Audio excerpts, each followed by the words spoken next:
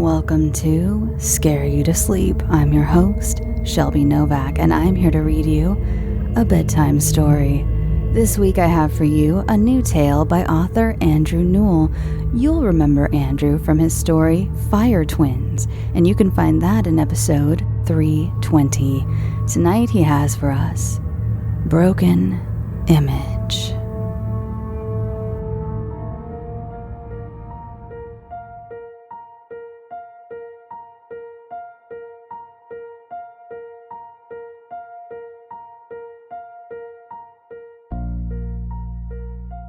The mirror mounted on her living room wall accommodated Nicole's slender body perfectly.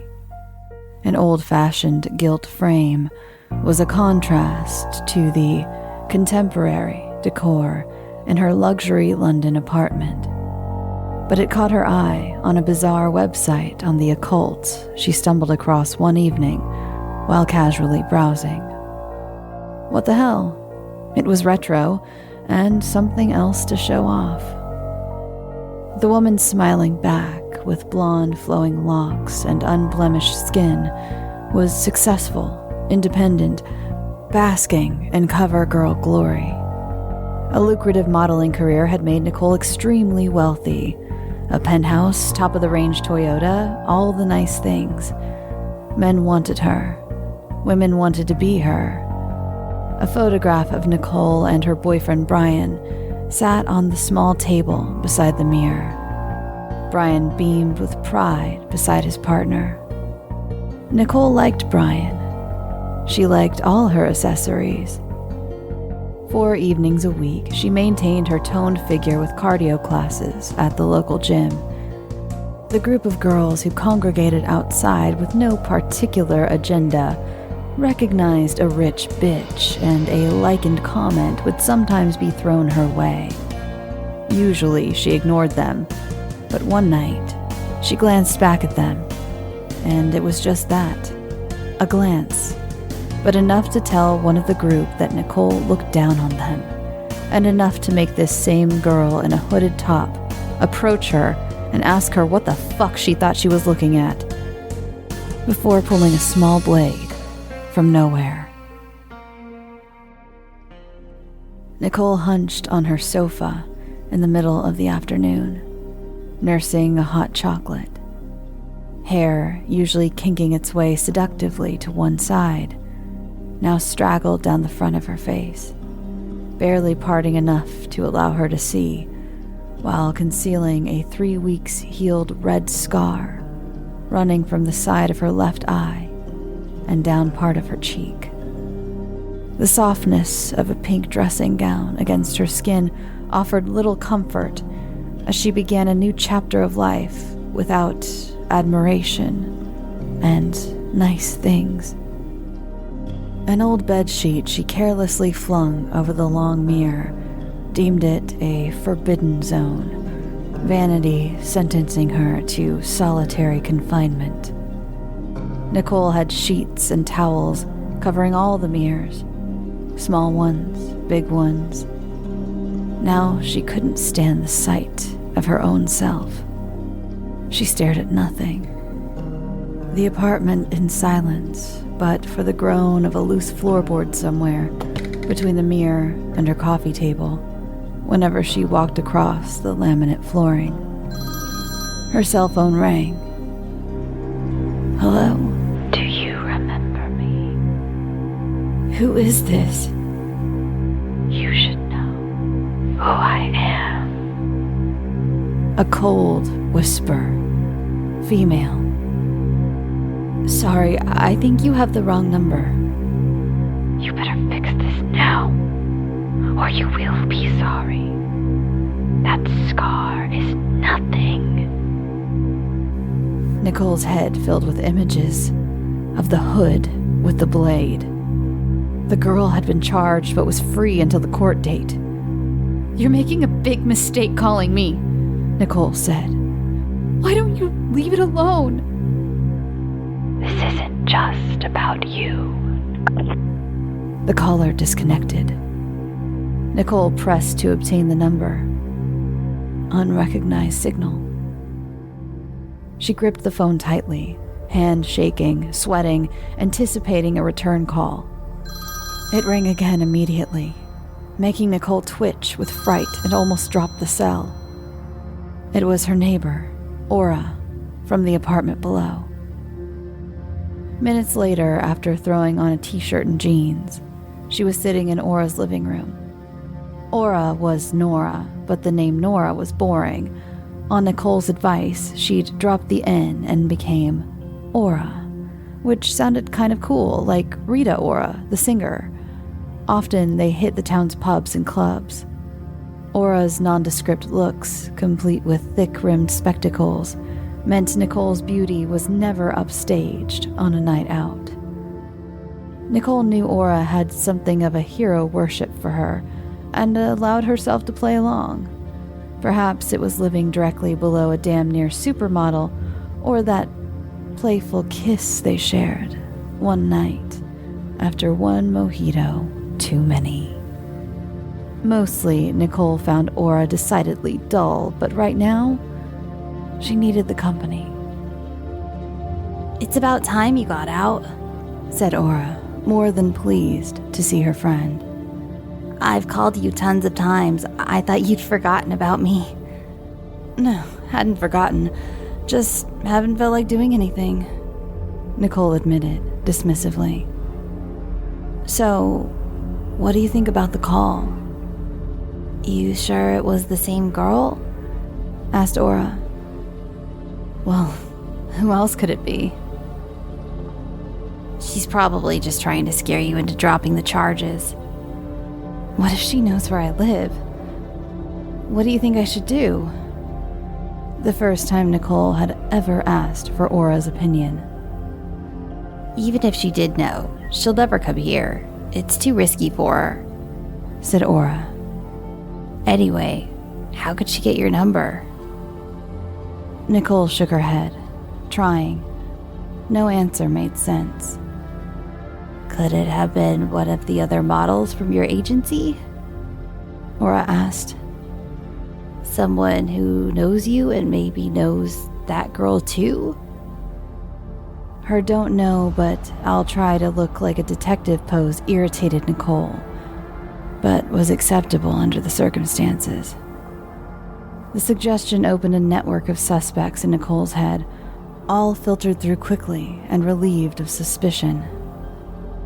"We have fights sometimes, but there's no way I've pissed someone off that much." "Where's Brian?" asked Aura. "Business trip. He's back tomorrow." "Have you still got his cricket bat in your bedroom?" Catching Aura's meaning, Nicole managed to smile. Aura caught it and kept the momentum going. "Take the covers off the mirrors. Seriously, it's not helping you. You still look beautiful." Nicole listened, eyes downcast, appreciating, though unsure, as she considered the reality that she may never again look anywhere close to beautiful. "Okay, the scar's not going anywhere, but you are. Get yourself back on the life train," Aura continued. She checked her watch. "I really want to stay, but I'm starting work in half an hour. You can hang out here for a bit if you want. Chill out, watch TV." Nicole agreed, and a few minutes later, Aura was gone. Nicole was alone again, but a different alone. No mirrors hung on the walls or sat on shelves in Aura's place. The apartment previously belonged to Aura's late aunt, who was blind, and Aura only used her compact. Nicole was happy to spend an hour or two lounging in the apartment, realization dawning that Aura had been more of a friend to her than she had ever bothered to notice. Before long, Nicole was lost in daytime TV and the cheering of a chat show audience. She slept, maybe just dozed, because she heard a sound. A couple on the TV discussing the best kind of soil for growing potatoes were quickly muted when she sat motionless for several seconds, listening to catch it again. She knew the sound. Definitely the groan from the floorboard in her apartment above. Back upstairs, Nicole carefully inserted the key in her lock and turned as slowly and quietly as possible and looked in. First thing to catch her eye before the door was pushed fully open was a folded piece of paper at her feet, just inside. A note. "Don't ignore me." Signed with a backwards N. Shit. They must have been at the apartment. Panic and rage ripped through her at the thought of someone else at her home. It was someone who lived in the apartment block or houses opposite, or maybe the apartments above the news agent she frequented, or the houses across from the Thai takeaway where she treated herself once a week. Nicole scrunched the note up and threw it aside, then flew into her bedroom and grabbed Brian's cricket bat from the corner, wielding it like a samurai sword. She stormed back into the center of her living room, prepared to hit something, someone. She roared, no words, just noise. When she breathed in deeply to roar again, her yell dissolved into crying. The bat was dropped, rattling onto the laminate as she grabbed at her hair. A bunch crumpled in each grip. After a minute or two, her rage subsided. Trembling started. She told herself to calm down. The note still lay on the floor where it fell. She picked it up and looked at it again. The writing was scrawled, childlike. She paid particular attention to the symbol at the end, like a backwards N. It was a symbol she recognized. Fetching her mobile from the pocket of her gown left on the sofa, she dialed Brian's number. No reply, so she sent him a text to phone her as soon as possible. Nicole had been wrong about the caller's identity. Now, an ex-girlfriend of Brian's was the more likely answer, and that was her own ex-friend, Natasha. Natasha had made annoying calls when Nicole first started dating him. Nicole figured she still wanted Brian back. He and Tasha were still friends on Facebook and chatted online sometimes. A newly vulnerable Nicole would be a fresh target for a vindictive mind. The note made sense. Natasha always used a backwards N as a signature. Things were falling into place. She relaxed a little more, confident she could wipe the floor with her if it came to blows. The cover on the tall mirror had fallen to the floor. She lifted it and paused, looking at the bitterness on the face of the woman in there. Was it time to do what Aura said and take the covers down? The words were starting to get through. She cast her eyes aside and replaced the sheet, tucking it in more securely between the back of the mirror and the wall. Maybe not yet. During a shower, Nicole contemplated dinner and kicking the shit out of Natasha. Afterwards, standing in the bathroom in her dressing gown, towel-dried hair hanging messily, she unhooked the cover hiding the bathroom mirror and pushed it gently into the glass, clearing off the condensation. Gently taking her hair to the side, she looked at the red line down her cheek. Shifting her hair over to the opposite side still allowed her the style she liked, but would also hide the scar. It lifted her spirits. The evening continued, and Nicole felt stronger. Indeed, strong enough to dart from room to room, freeing all the mirrors in her home, before taking on the Master. She stood before it, a superhero challenging the main villain. She lifted the sheet carefully from the top corners and lowered it bit by bit, then let it drop. She looked herself up and down. The woman staring back was finding her smile again. Fetching her phone, Nicole dialed Aura's number to leave a message on her voicemail. "Hi, it's me. Just wanted to say, thanks for talking. I thought about what you said, and I've done it. You know what I mean. By the way, I'm thinking of getting rid of that big mirror in my living room and getting a smaller one. I don't really like it anymore, and since you don't have any, I thought you might like it. Give me a call tomorrow and let me know what you think. See ya." A sound entered her dream as she slept hours later. It was her cell's shrill ringtone. Hello? What do you think you're doing? Natasha was back, now sounding angry.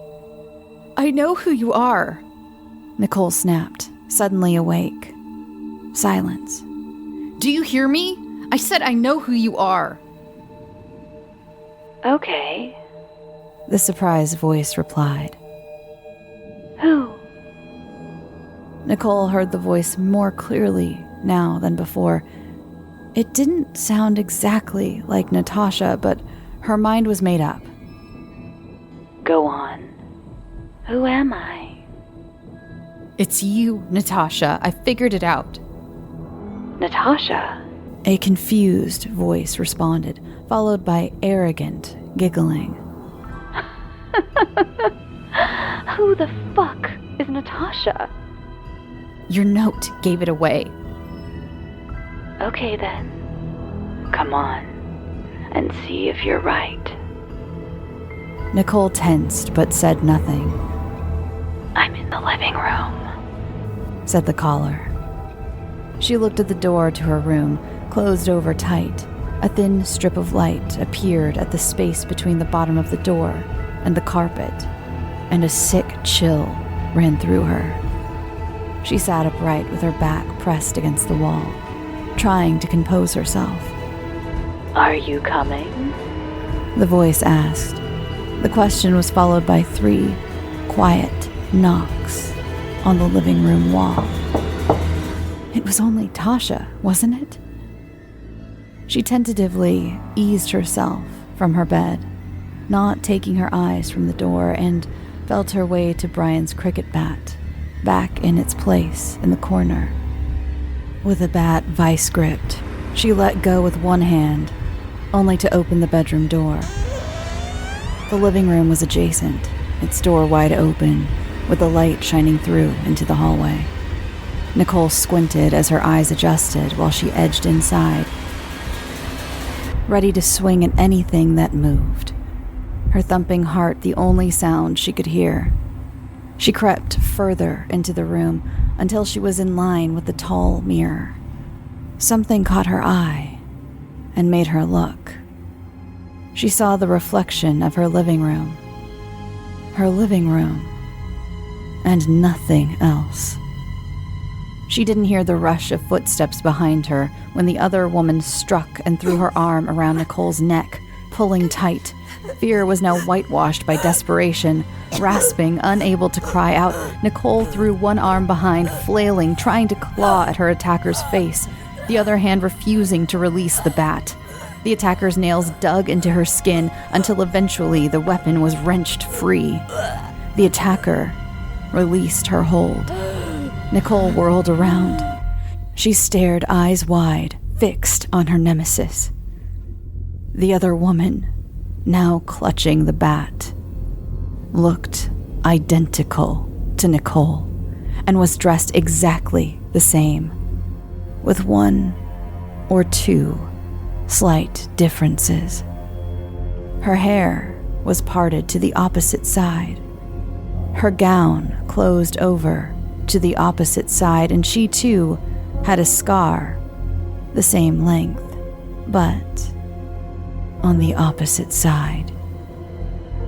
The other woman was backwards Nicole. You bitch! You had everything! She spat.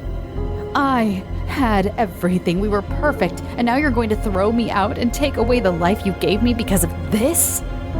She pointed to her own scar. Well, I don't want to leave. Nicole could only stare in disbelief. The 2 women locked on each other's glare in front of the mirror, which now looked like no more than a window to another room. And you're not even going to acknowledge me? Words cowered at the back of Nicole's throat. Say something to me! The woman's voice shrieked. Who are you? Was all Nicole could muster. Is that it? It was then Nicole caught sight of tiny spots of light in her doppelganger's eyes, glints from the living room's ceiling lights reflected in what looked like tears. You brought me here, continued backwards Nicole, a quiver in her voice. And when you looked at me, when I saw you, I knew we were right. After years of watching people pass by, waiting for someone to be, you and I could have done so much together. I was waiting for the right time to tell you. I was here. She paused, wiped a tear quickly. When you took the cover away, I thought you were coming back to me. Her tone then changed, voice deepened and anger rising again. And now, you're going to give me away? Well, life has just dealt me a shitty hand, but I'm not going to lie down and whimper. That's you. I'm the opposite. Suddenly, backwards Nicole drew the bat up behind her as though to strike, making Nicole squeal and cover her head. Instead of an anticipated crack of wood on skull, she felt herself slammed backwards into the mirror. But there was no hard impact. She fell through into a living room very much like her own, only with everything on the reverse side. Regaining her balance took Nicole a few seconds in her displacement. She looked at the mirror from this new room. She looked through it into her own room. Backwards Nicole stared back at her with a wicked smile, placing each hand on either side of the frame. See this? She clicked the frame with her nails. Best thing you ever bought. It's also your only way out. Gritting her teeth, she snarled, straining to tear the mirror off its fixtures and hold it aloft. Please stop! Nicole screamed, standing on the spot but feeling herself being hoisted at the same time, like the rush of a simulator ride. I'm taking everything back. Your job, your apartment, your life, and even your boyfriend. I'll take extra special care of him, like he deserves. You're going to love watching that through all your stupid little mirrors. But not this one. She grinned goodbye, then smashed it onto the floor, scattering Nicole's screams amongst shards of shattered glass.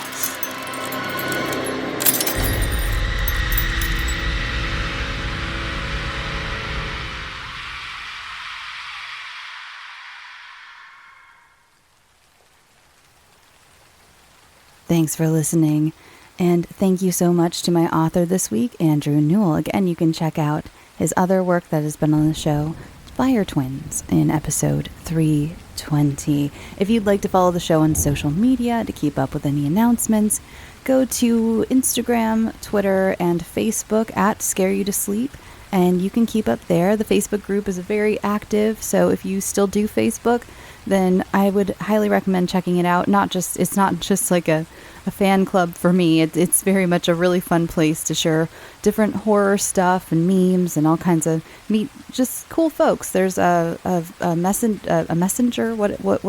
There's a messenger chat thing too, where you can talk to everybody. And that was eloquent, wasn't it?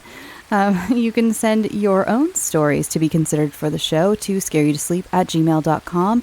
If it is for the True Stories episode, please make sure to put True Story in the subject line. You can also follow the show on Patreon. You can join there is a free subscription. I just haven't done anything with it yet. I'm not sure what to do with it, but you can join for as little as $1 a month for ad-free episodes, and for $3 and up, you get bonus episodes. And I just put out a bonus creepypasta yesterday, the day before, sometime this week. But there's a new bonus creepypasta over there waiting for my $3 and up patrons. So please go check that out. And this is the point of the episode where I start to ramble a bit. So if you're not a fan of the rambles, if it takes you out of the mood, then I completely understand, and I will see you next week. Have a good night. And for the rest of you who like listening to me ramble, or those of you who are asleep or have your hands wet because you're doing the dishes or somehow cannot get to your device to turn me off at the moment, here we are. Welcome to this part of the episode. I did want to say I'm sorry for the shorter episode this week. Normally I would have tagged on another story to an episode of this length, or a story of this length. Yeah, that made sense. Unfortunately, weirdly, I jinxed myself last week and was like, everything's coming up Millhouse for me. But this week was pretty rough for various reasons. And so I got a couple little bits of bad news, and I was just not mentally super there this week. I'm just going to be honest with you. My brain was pretty distracted because of a couple of things. And once again, to quell your worries, nothing has to do with the show. Don't worry. The show is completely fine. Every time I'm like, oh, something happened, I know a few of you will usually message me and be like, please don't cancel the show, which I appreciate. I never thought I'd ever get emails like that, but oh my God, it always makes me feel good. And then I feel bad because I have clearly portrayed in some way that it seems like I might be. And the show is not, nothing's happening to the show. It was all personal, very personal stuff. So yeah. And speaking of, I didn't bake this week. I went out of town last weekend, and so I didn't bake anything this week. I hopefully will this weekend because, man, see, sometimes I have to reel myself in. My friends tell me, my colleagues tell me to not tell you everything because it's weird. So I'm trying not to get into the nitty gritty of my personal life. I'm, again, reeling myself in. I know it's one of those things, too, that'll feel good in the moment to be really petty and air a lot of people's dirty laundries. But then later I would probably feel like I should have taken the high road. And so, I have to remember I have a platform. I'm not exactly like Mr. Beast or anything, but I do have an audience, and I have to, with that comes a responsibility. So, I'm only human, and humans are petty, and I'm not immune to that at points in my life, especially when I've been wronged. See, here I go. There I go. Anyway, how has your week been? With the eclipse happening, I get a little woo sometimes. You all know that, but I wasn't very on the train of the eclipse is going to bring bad stuff, but woo boy, I had a week of various bits of bad information that were unrelated, by the way. They were both to do with my personal life, but completely unrelated. And I've had several friends who are going through it this week for various things. I've know people who are have been laid off this week. I feel like I see so many people going through it this week. So if you are one of those who has been affected by this eclipse, which is the only thing I can think of, I don't know. Again, I'm not very good at being woo either, because I'm not very good I haven't researched a lot of astrology. Would that be what the eclipse is all about? Sure. So I don't even know. I'm just kind of going off vibes. But if you're having a bad week, then you're not alone. I'm sending you good vibes, because Jesus Christ, do they need to be neutralized? These bad vibes need to be neutralized. So yeah, you're not alone. I'm here with you. Just you and me, buddy. Facing the world together. But yeah, here we go. Again, that was all a long way to say sorry for the shorter episode this week. I haven't done one in a little while. I don't like ever not having anything.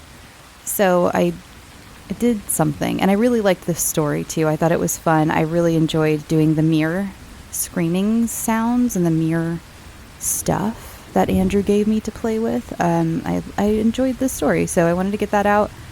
And I'm actually working on an original story. I'm working on a couple original stories. One of them, though, I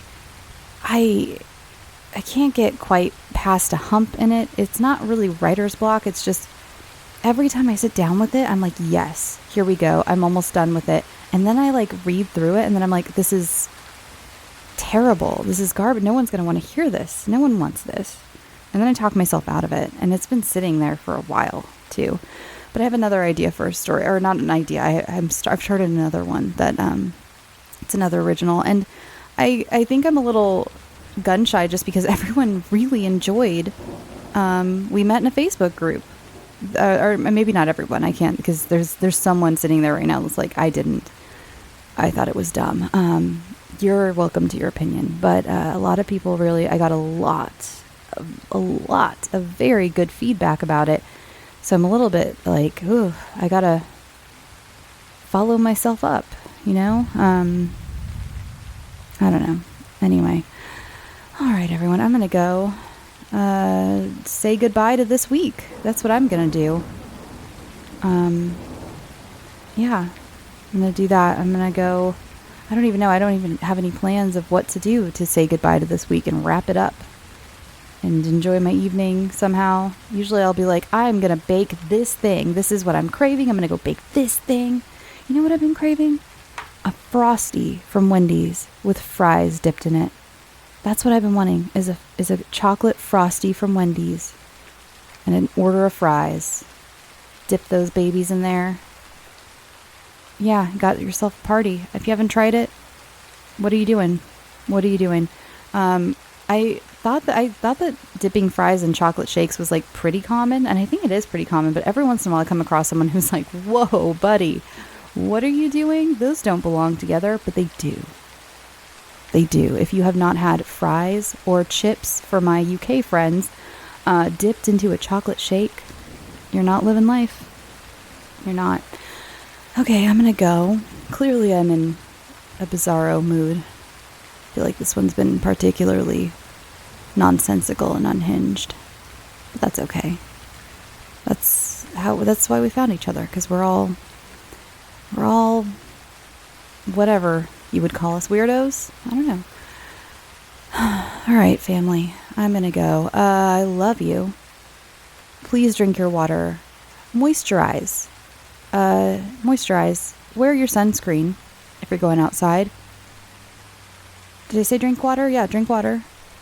And then go get some sleep. Sweet dreams.